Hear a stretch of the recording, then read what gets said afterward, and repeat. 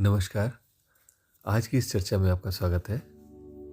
आज की चर्चा अत्यंत ही विशिष्ट है, गोपनीय रहस्य की ओर इंगित करती है और हमारे जीवन में एक नई दृष्टि को प्रदान करती है।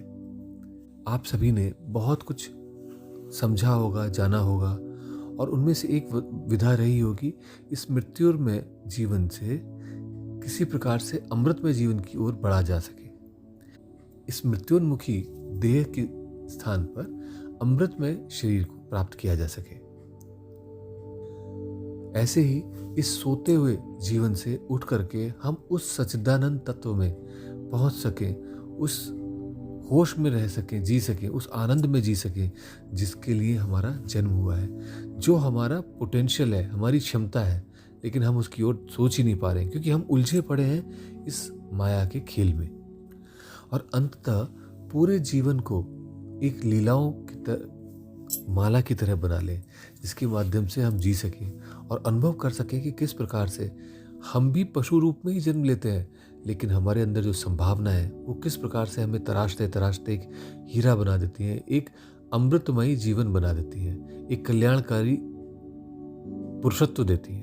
तो इसलिए आज की चर्चा हमारी अत्यंत महत्वपूर्ण है और गोपनीय इसलिए क्योंकि वो हमें उस रहस्य की ओर इंगित करती है जो हमारे साथ हर साल हो रहा है, लेकिन हम उसको ध्यान नहीं दे पाते हैं, उसे समझ नहीं पाते हैं, क्योंकि उसके लिए आवश्यकता थी कि हमारे समाज में ऐसे गुरु उपलब्ध हों जो उस चीज़ को समझा सके, ताकि आप भी और मैं भी, हम सभी उस अमृतमय जीवन की ओर अपने पहले कदम को रख सकें।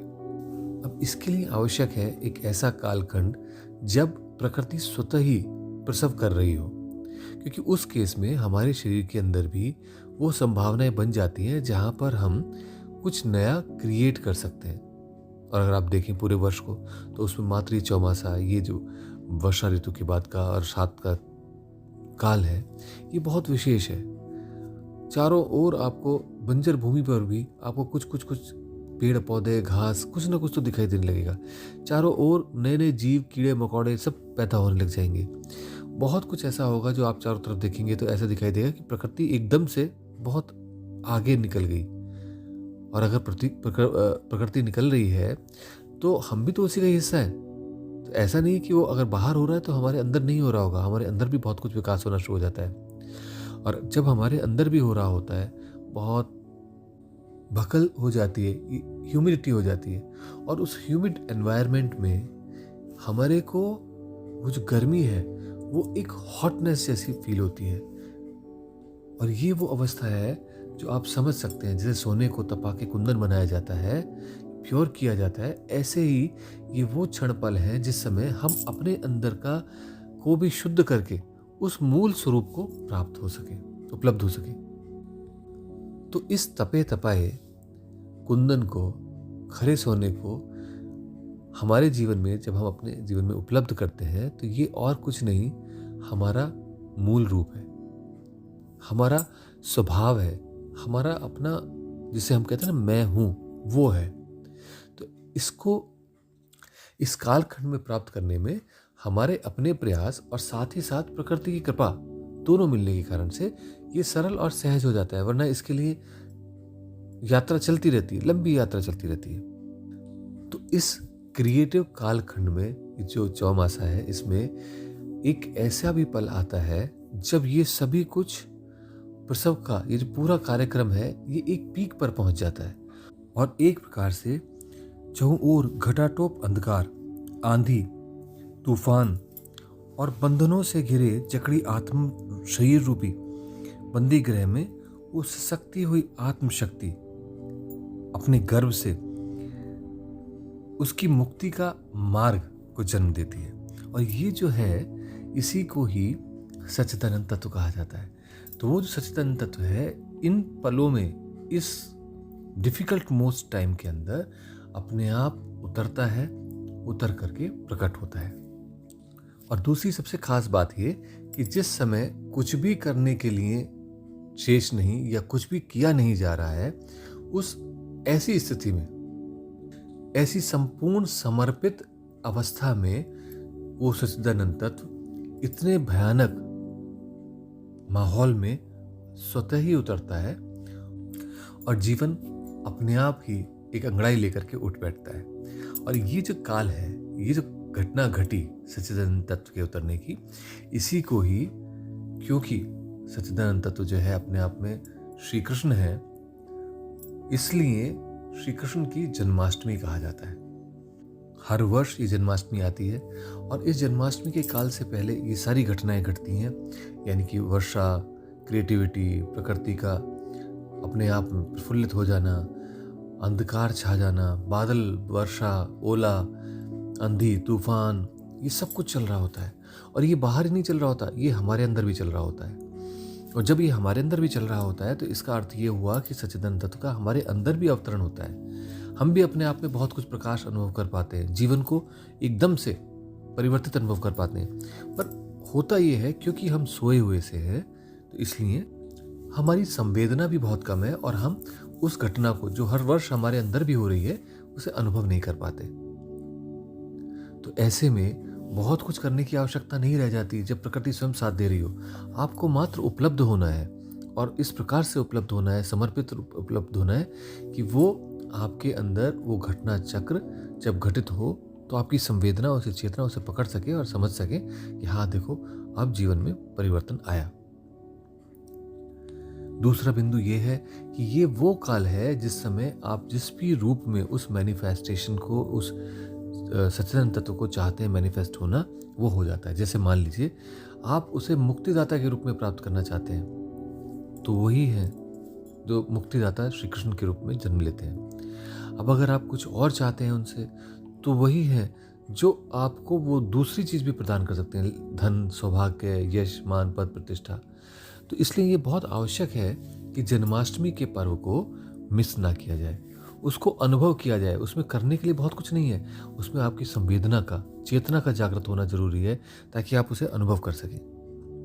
अब अगर हम योग तांत्रिक विधि से इसको समझने का प्रयास करें तो होता क्या है कि सच्चिदानंद तत्व, जिसके बारे में कहा गया है कि ये 3 तत्वों से मिलकर के बना है, सत, चित, आनंद, यानी कि वो अस्तित्व मतलब हमारी एग्जिस्टेंस, वो संवेदना और वो आनंद क्या हुआ? शोक रहित सुख। एक इस प्रकार का सुख जिसमें शोक नहीं है, जिसमें दुख नहीं है और जो हमेशा ही आनंदित यानी प्रफुल्लित है। तो ऐसा आनंद, तो ये 3 तत्व जब मिलते हैं तो इससे बनता है सच्चिदानंद। तो वास्तव में 2 तत्वों के मिलन से एक तीसरे तत्व की उपलब्धि होती है जो कि उन दोनों का मूल है, और वो है आनंद। स्त्री और पुरुष के मिलन का जो मूल है वो है आनंद। तो उस आनंद पर पहुंच गए तो आप वो जो स्त्री और पुरुष होने की आवश्यकता है वो भी खत्म हो गई, क्योंकि आप ऑलरेडी आनंद में हैं। और ऐसे में उसे अमृत स्वरूप भी कहा जाता है। वो आनंद ही अमृत है, रस है। तो उस रस के माध्यम से जो हमारी काया बनी है, देह बना हुआ है, वही हमारा मूल अमृतमय शरीर है। तो अब उसका जन्म होता है, यानी उस आनंद का जन्म हुआ, उस प्रकार के बिंब का जन्म हुआ जो मैं स्वयं में अपने आप में हूँ, और वो जो बिंब है वही अमृतमय देह या इमोर्टल सेल्फ कहलाता है। अब ये 3 जो तत्व कहे, सत, चित, आनंद, ये कहाँ है? तो ये शरीर में भी है और ये मस्तिष्क में भी है। तो मस्तिष्क में तो ये कहा जाता है कि जब ये धारा ऊपर से बह करके ब्रह्मांड में प्रकृति से होकर के जब हमारे मस्तिष्क के अंदर उतरती है अधिपति मर्म के माध्यम से, तो नीचे उतरने के बाद ये एक त्रिकोण में जाती है जिसे कहते हैं अकथ त्रिकोण, अकथ त्रिकोण। और इस त्रिकोण में 3 भुजाएं हैं और 3 इसके अपेक्सेस हैं, एंगल्स हैं। तो इन्हीं को ही 3 तत्व कहा जाता है। और इस तीनों तत्वों से मिलकर के इनके केंद्र में जो तत्व इन तीनों से परे है उसकी उपलब्धि होती है, और वही है सच्चिदानंद। वो सच्चिदानंद जो इन तीनों में अपने आप ही प्रकट होते हैं। अब उस अवस्था तक जब हम पहुंच जाते हैं तो आप कल्पना भी नहीं कर सकते हैं कि किस प्रकार के अनुभव होते हैं। दूसरी चीज, यही अवस्था, यही अकत त्रिकोण अपने आप में जो 5 गुरु पादुकाएं कही गई हैं, उनमें से एक गुरु पादुका ये भी है, अकत त्रिकोण। तो हमारा जीवन की जो गति है, पादुकाओं का अर्थ हुआ पहन करके चलना, यानी गति प्राप्त होना, दिशा प्राप्त होना। तो ये जो दिशा है हमारी, ये संभव करती है कि हम अपने जीवन में बहुत कुछ परिवर्तन ला सकें।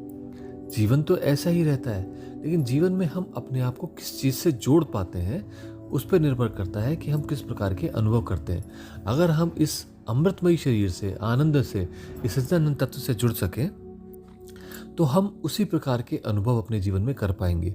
हम उसी से रिलेटेड सभी की अवस्था को देख पाएंगे और हमारे अंदर की करुणा जागने लगेगी। अब अगर साइंस के हिसाब से भी देखें, तो बायोलॉजिकली ब्रेन में जहाँ पर ये धारा गिरती है और ये जो त्रिकोण की बात करी गई है, ये कल्पना नहीं है। ये कल्पना इसलिए नहीं है क्योंकि ये अपने आप में 3 ग्रंथियों के मिलने से बना हुआ त्रिकोण है। और ब्रेन में बहुत सारी ग्रंथियाँ, लेकिन उनमें से 3 ग्रंथि ऐसी महत्वपूर्ण हैं जिनके माध्यम से मिलकर के बनता है। और उनके बनने की वजह से हमारे जीवन में पूरा शरीर झंकृत उठता है। और शरीर ही नहीं, पूरा ब्रह्मांड से हमारा एक प्रकार से नाता जुड़ जाता है, संबंध बन जाता है। और इन दोनों कड़ियों के बीच, यानी ब्रह्मांड और पूरे शरीर के बीच जो बिंदु है, वो हो जाता है सच्चिदानंद तत्व, ये सच्चिदानंद बिंदु, जो केंद्र हुआ हमारे पूरे अस्तित्व का, हमारी पूरी चेतना का, चित्त का, हमारे पूरे आनंद का। और ऐसे में सभी कुछ फिर सच्चिदानंदमय हो जाता है।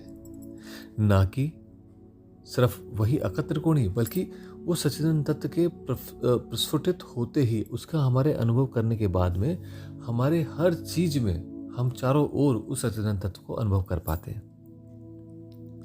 इसी को भक्ति में बहुत ऊंची अवस्था कहा गया है, जहां हम अपने ईष्ट को, अपने भगवान को सर्वत्र देखते हैं, अपने में भी, बाहर भी और सभी जगह। तो इसको करने के लिए एक सरल सा प्रयोग करके देखते हैं, अनुभव करते हैं। उत्तर की ओर मुंह करके बैठे, सिद्धासन, सुखासन, पद्मासन, जो आपके लिए रुचिकर हो, उसमें लगा के आप आसन को बैठिए। रीढ़ को सीधी रखिए, आंखें हाथों की हथेलियों से दोनों को रगड़ें और उसको आंखों पे लगाएं।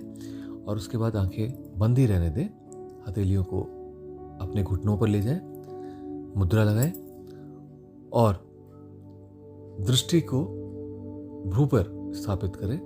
भ्रू बोले तो भ्रुकुटी, यानी दोनों भौं के बीच में, वहां पर बंद आंखों में से देखें और अपने आप को ढीला छोड़ दें, समर्पित छोड़ दें, बिल्कुल ढीला।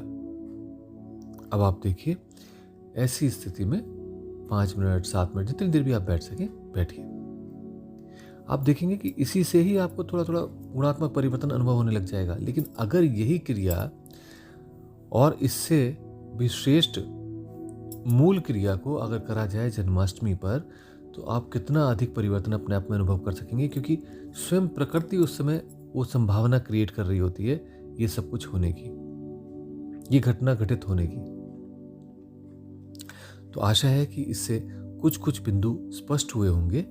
डिटेल में यह विषय गुरुगम्य ही है, लेकिन फिर भी हम प्रयास करेंगे कि छोटे छोटे पार्ट्स में इसको समझ सकें और कर सकें। आज के लिए इतना ही। नमस्कार।